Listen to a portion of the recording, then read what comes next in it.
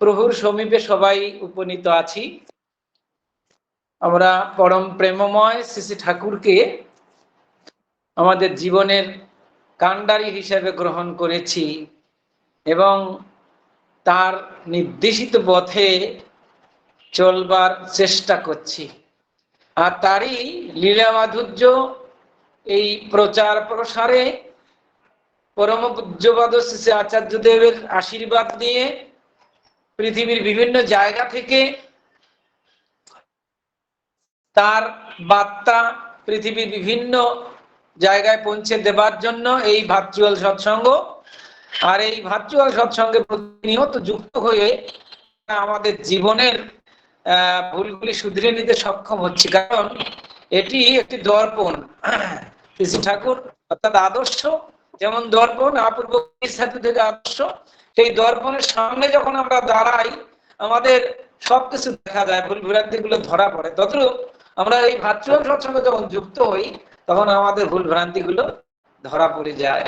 তো পরম প্রেমময় শ্রী শ্রী ঠাকুরকে পেয়ে আমরা এবারে এই যে audio visual method of learning অর্থাৎ শ্রবণ দৃষ্টিমূলক যে শিক্ষা, আমরা দেখছি, আমরা শুনছি, আমরা শিখছি, এই যে এই বর্তমান প্রযুক্তি ব্যবহার করে, আর পরম প্রেমময় শ্রী ঠাকুর এই প্রযুক্তির যুগেই আসলেন। এই সুজলা সুফলা শস্য শ্যামলা এই বাংলা মায়ের কোলে 1295 সালে 30শে ভাদ্র শরৎকালে পাবনা জেলার হেমায়তপুর গ্রামে শুক্রবার পবিত্র তাল নবমী তিথিতে।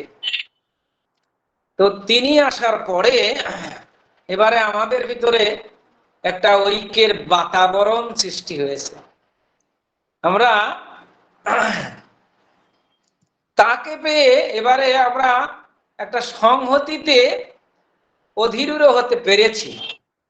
আজকে তার সঙ্গে যুক্ত সেই সৎ নামে যুক্ত সৎসঙ্গী জাতি হিসাবে আত্মপ্রকাশ করছে। ঠিক যেমনি করে ভগবান বুদ্ধদেবকে ধরে বৌদ্ধ জাতি, ভগবান যীশু খ্রিস্টকে ধরে খ্রিস্টান জাতি জ্ঞানে বিজ্ঞানে তারা শ্রেষ্ঠ আসনে আসন করে নিল, যেমনি করে হযরত রসুলকে ধরে মুসলমান জাতি হিসেবে তারা বিশ্বের মধ্যে ভ্রাতৃত্বের বন্ধনে আবদ্ধ হতে পারল, ঠিক তেমনি পরম প্রেমময় শ্রী ঠাকুরকে ধরে আমরা বিভিন্ন বর্ণের মানুষেরা সৎসঙ্গী হিসাবে এই যে আত্মপরিচয় এটা দিতে পারছি। আর কি আমাদের ভিতরে এমন একটা ঐক্যের বাতাবরণ যে আমরা একই সুরে প্রভুর শ্রীচরণে প্রার্থনা নিবেদন করি, যে ভাষাভাষী মানুষ হোক না কেন, যে দেশেরই হোক না কেন, আমরা একই খাবার খাই, সেই সাত্ত্বিক খাবার। আমরা কি করি, সাধন ভজনটা আমাদের একই রকম।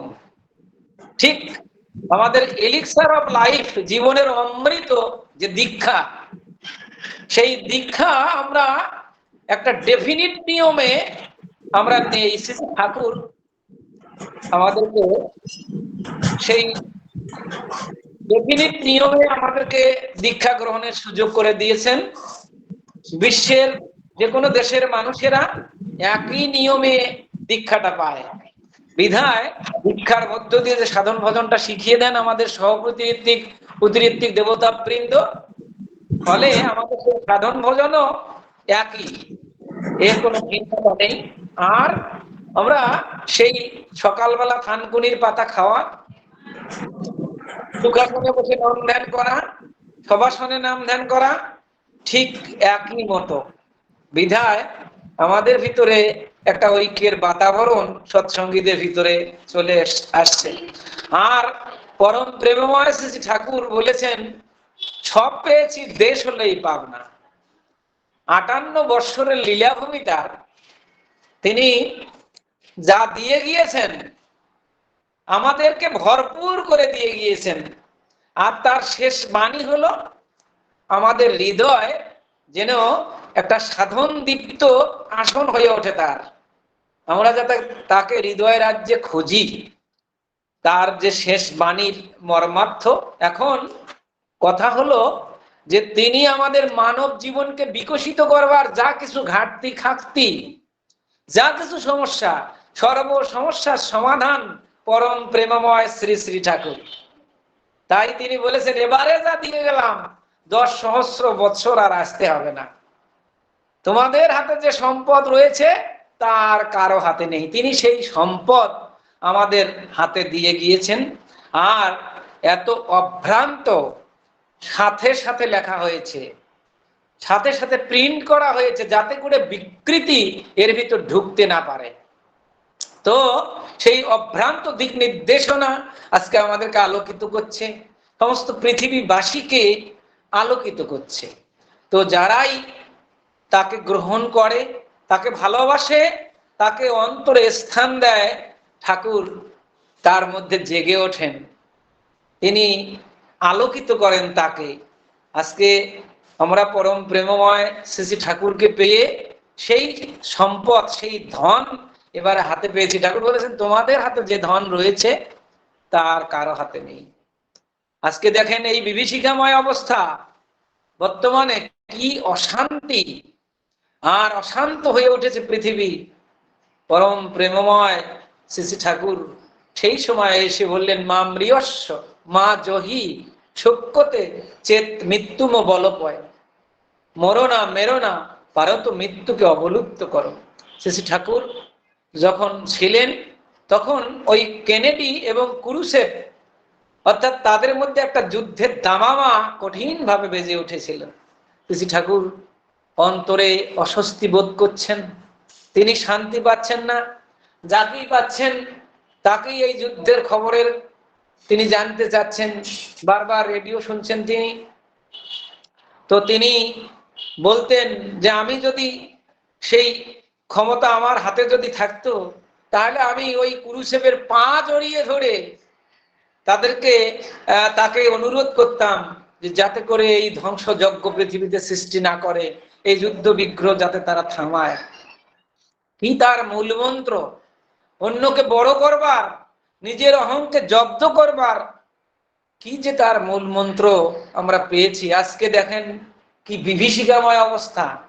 বাইরে অনেক ধর্মের বেশ, কিন্তু ভিতরে ভিতরে কি একটা শার্দুলের মতো হিংস্রতা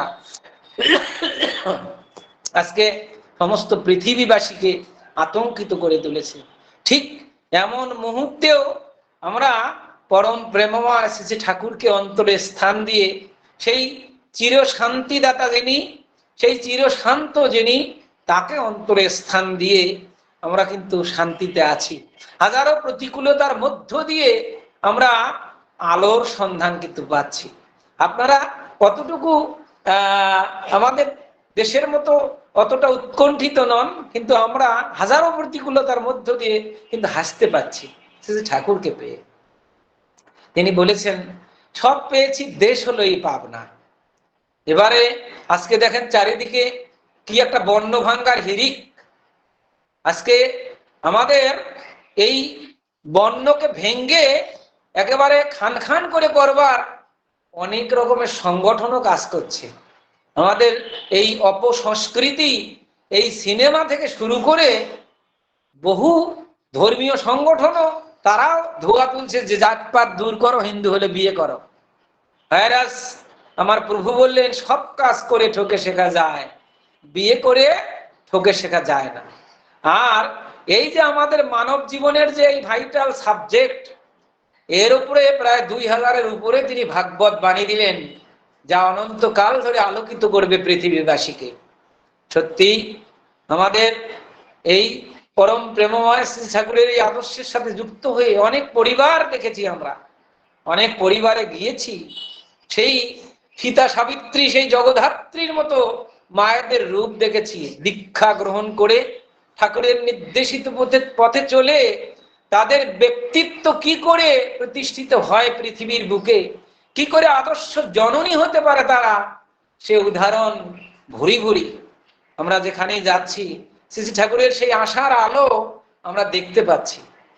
আমরা যেখানেই যাচ্ছি সেই আশার আলো কিন্তু দেখতে পাচ্ছি। আজকে এই ভার্চুয়াল সৎসঙ্গে যে দাদারা, মায়েরা ঠাকুরের কথা বলেন, যারা ঠাকুরের আদর্শবাদ অন্যের সামনে তুলে ধরেন, তাদের জীবনের কথা, তাদের অনুভূতির কথা যখন আমরা শুনি, সত্যি তাদের যে সাধনলব্ধ জীবন, ঠাকুরকে পেয়ে তারা এ জীবনেই তাকে কি করে পাওয়া যায়, তার সঙ্গে যুক্ত থেকে তার সতত আশীর্বাদ লাভে ধন্য হওয়া যায়, এই পায় তারা প্রত্যেকের ভিতর দেখি যারাই কথা বলেন এই লিঙ্কে।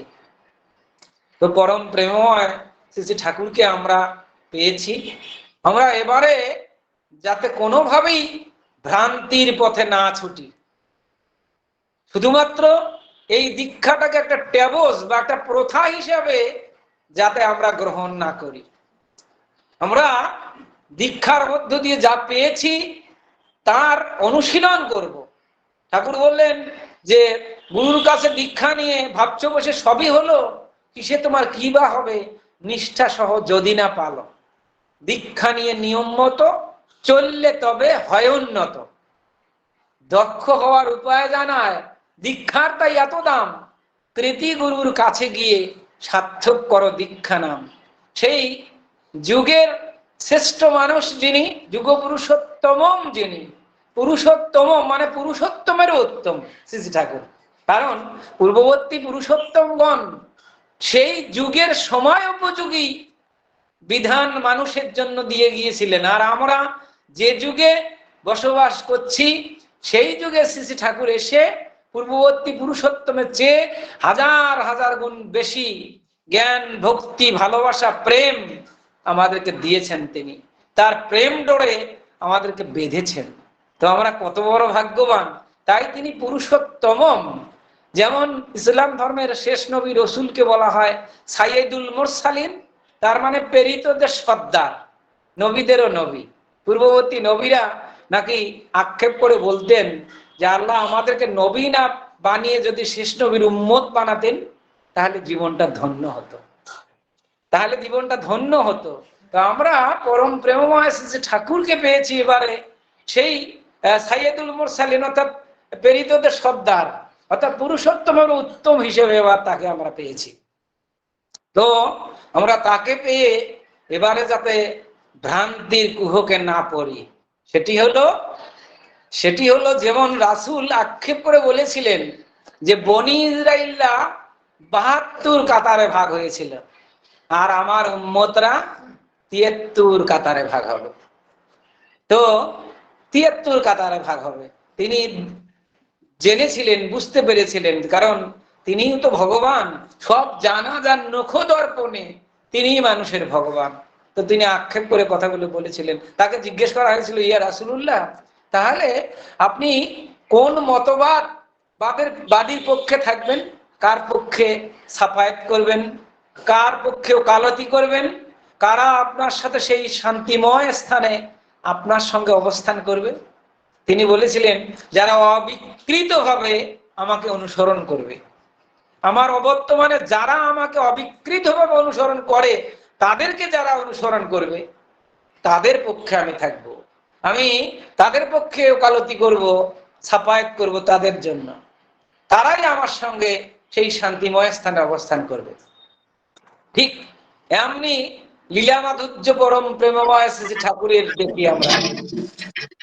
ঠাকুর বলেছেন আমি যদি না বাঁচি, আমার যদি কিছু হয়ে যায় তবে বড় খোকা রইল, তাকে মাথায় নিয়ে চলিস, তোদের সব হবে।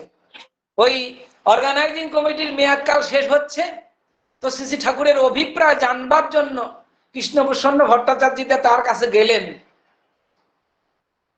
শ্রী শ্রী ঠাকুর বললেন বড় খোকাই সব দেখাশোনা করবে, তোমাদের কমিটির ভিতর থেকে হোক আর বাইরে থেকে হোক, বড় খোকাই সব করবে।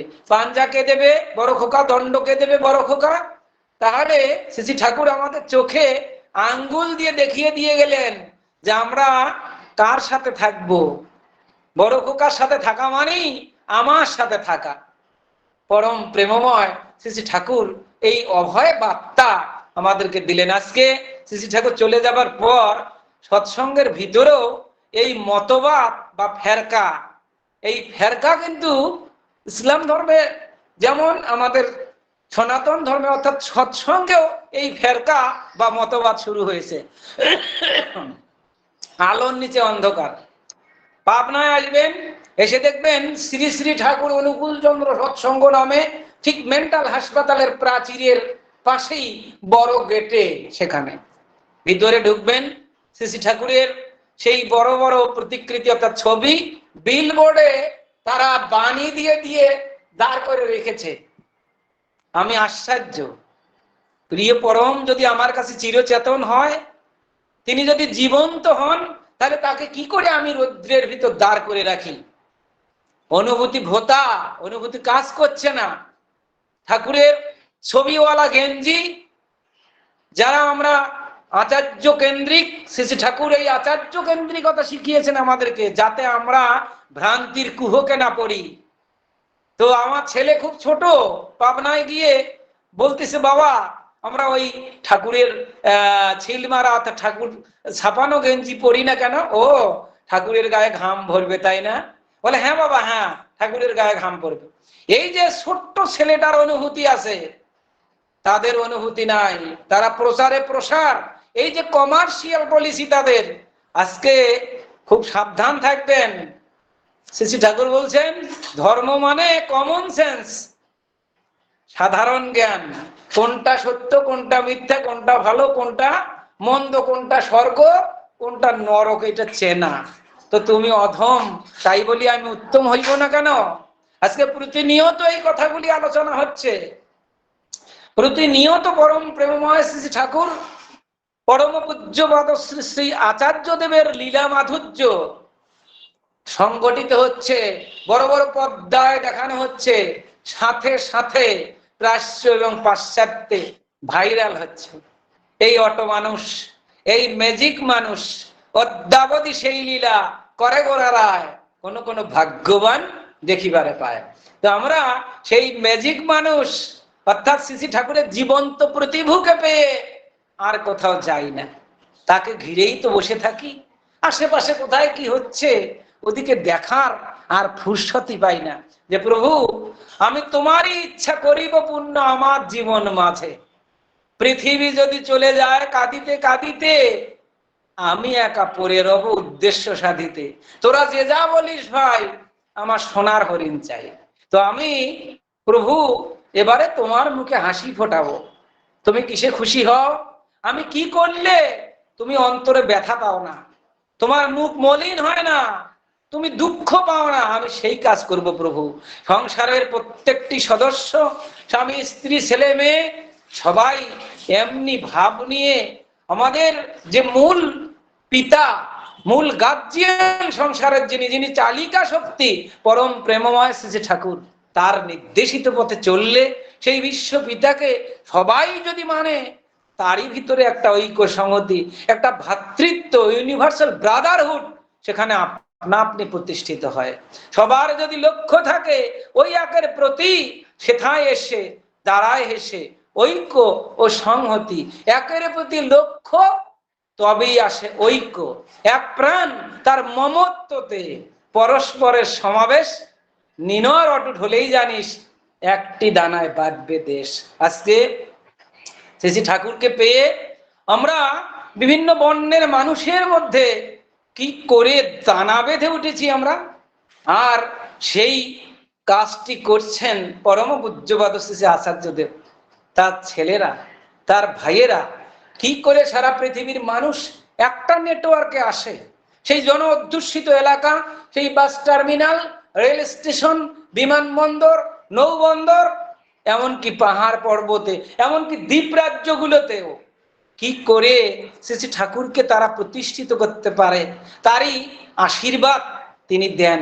সেই চিন্তাই তিনি করেন সতত সতত, সেই নিরন্তর ভাবধারা। শ্রী ঠাকুরের ভাবধারা যার ভিতরে আপনা আপনি সতোচ্চারিত, তিনি শ্রী ঠাকুরের জীবন্ত প্রতিভু পরম পূজ্যপাদ শ্রী আচার্যদেব। আমরা এবার তাকে পেয়েছি উপহার হিসাবে। পূর্ববর্তী আদর্শের হয়তো এই আচার্য পরম্পরা ছিল না, প্রয়োজন হয়নি। এবারে শ্রী ঠাকুর দেখেছেন যে এই বিবর্তনের যুগে সবচেয়ে বিবর্তিত পুরুষ হলো তিনি। তিনি সেই বিবর্তিত পুরুষ এবারে প্রয়োজন উপলব্ধি করেছেন যে কি করে মানুষেরা তার ভাবধারায় সঞ্জীবিত থাকতে পারে। তিনি বলছেন সর্ব সমস্যার সমাধান জানিস ইষ্ট প্রতিষ্ঠান।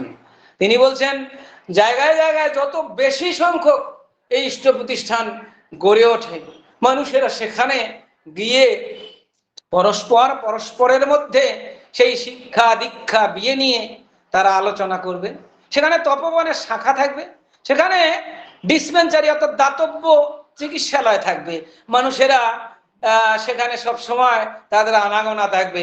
এগুলি একটি বিশ্ববিদ্যালয়ের মতো, বিশ্ববিদ্যালয়ের শাখার মতো প্রতিষ্ঠিত হবে। ঠাকুর এটি চেয়েছেন। আজকে সত্যি ইন্ডিয়াতে যখন যাই তখন দাদাদের এই ঠাকুরকে প্রতিষ্ঠা করবার যে একটা নেশা এবং তা দেখে আমরা খুব মুগ্ধ হই। কিন্তু আমরা এমন অভাগা, আমাদের পরম প্রেমময় শ্রী ঠাকুর এখান থেকে চলে গেলেন, একটি পয়সা তিনি নিলেন না, একেবারে কপোদ্য শূন্য হয়ে বড়মাকে নিয়ে এক কাপড়ে চলে গেলেন। পাগলেরা চারিদিকে ঘিরে রাখলো, পাগলেরা বেষ্টিত করে রাখলো সেই হেমায়তপুর। আজকে যখন সেই হেমায়তপুরের যাবেন, সেই খোলামেলা হাওয়া, সেই গাছের ছায়া, সেই পাখির কলতান, আর সেই সবুজ ঘাসগুলি মাথা উঁচু করে দাঁড়িয়ে আছে শ্রী ঠাকুরের সেই তার আগমনী বার্তা সবার কাছে যেন পৌঁছে দিচ্ছে যে এই মাটিতে এই দিন দুনিয়ার মালিক যিনি, সেই অনন্ত অসীম পরম প্রেমময় দয়া যিনি, তিনি এখানে এসে সীমার মাঝে এসে বাধা পড়েছেন। সেই অসীম, ঠাকুর বলছেন অসীম যখন সসীম হয়ে সীমায় লয় স্থান, বৃত্তি ভেদি টান হলে তোর দেখবি ভগবান। অসীম যখন সসীম হয়ে সীমায় করে বাস, সসীমেতে দেখলে অসীম তবেই কাটে ফাঁস।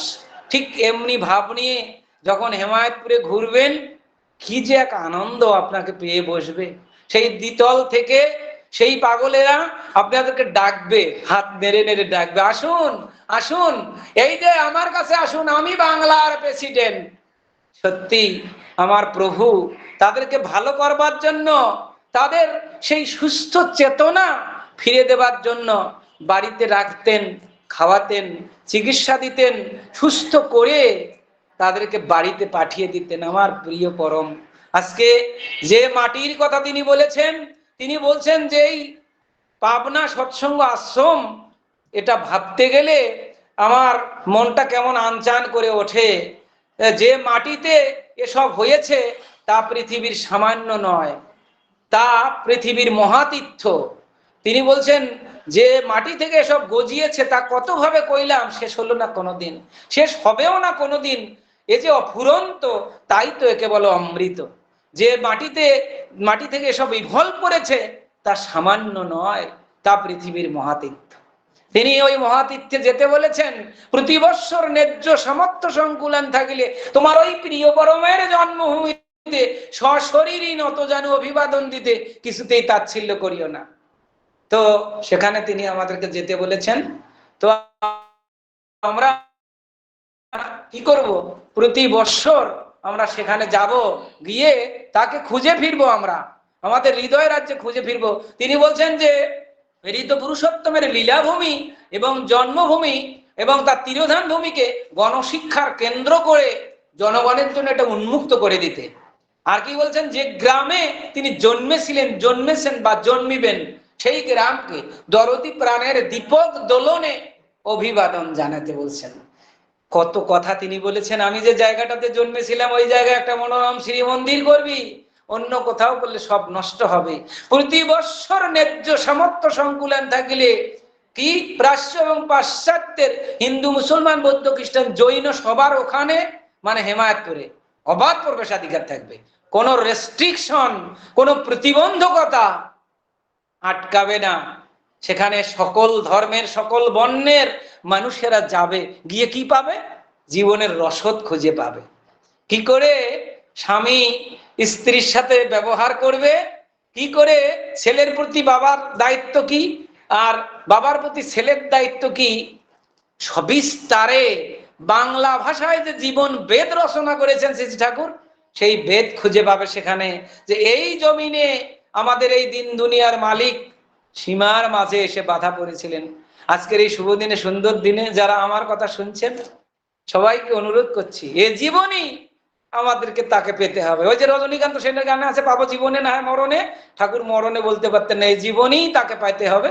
তো আমরা এই জীবনই সেই তার তিরোধান ভূমি দেওঘর, তার জন্মস্থানে হেমায়তপুর, এই জীবনে দেখব, যতক্ষণ বেঁচে আছি প্রভু আমি তোমার লীলা মাধুর্য দেখব, তোমার কথা মতো চলবো। আজকে শুভ দিনে, সুন্দর দিনে আমার সংক্ষিপ্ত কথা এখানেই বিরতি রাখছি। চোদ্দ বিশ্বনাথ সাহাদা ঠাকুর তাকে সুস্থ স্বস্থ রাখুক। তিনি হয়তো আজকে আমাকে আপনাদের সাথে যুক্ত করে দিয়েছেন। খুব ভালো মানুষ, সেই শুদ্ধানন্দ নিত্যানন্দ মানুষ। সবাই ভালো থাকবেন। জয় গুরু। সবাই জয় গুরু। জয় গুরু। খুব সুন্দর। এত অল্প সময়ের মধ্যে আমার শ্রদ্ধেয় নিমাইদা এত সুন্দর তার কথা শোনালেন, কোনোটা যেন বাদ নেই। তিনি শুরু করেছিলেন, শেষ পর্যন্ত তিনি তারই কথা বলেই শেষ করলেন। তিনি প্রথমেই শুরু করলেন ঐক্যের বাতাবরণ দিয়ে। শ্রী ঠাকুর সব ধর্মের সমন্বয়ের কথা তিনি বলেছেন, আপনি শুরু করলেন তাই। মানব জীবনের বিকশিত হওয়ার সমস্ত তুক তিনি দিয়ে গেছেন। হাজার প্রতিকূলতার মধ্যে দিয়েও, বিভীষিকাময় পরিস্থিতিতেও ঠাকুর হলো একমাত্র শান্তির আশ্রয়স্থল। আপনি সুন্দর করে আমাদের বললেন। দীক্ষা নিয়ে নিয়মিত চললে তার করুণা পাওয়া যায়, তাও আপনি বললেন। ইউনিভার্সাল ব্রাদারহুডের কথা বললেন। ঠাকুর জীবন্ত প্রতিভু, ঠাকুরের জীবন্ত প্রতিভু শ্রী শ্রী আচার্যদেব, তারও কথা তুলে ধরেন। মানে আপনি কোনোটাই বাদ রাখেননি।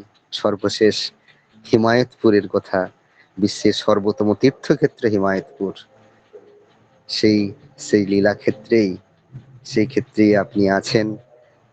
আপনার সার্বিক ইষ্টচ্ছল মঙ্গল প্রার্থনা জানাই পরম পিতার আতুল চরণে। আপনি ভালো থাকুন, সুস্থ থাকুন। আবারও এই লিঙ্কে নিশ্চয়ই আপনি আহ্বান পাবেন, তার কথা আরো সুন্দর করে আমাদের শোনাবেন। অনেক আকাঙ্ক্ষা প্রত্যাশা থাকলো আপনার তার কথা শোনার। জয় গুরু দাদা, ভালো থাকুন। জয় গুরু।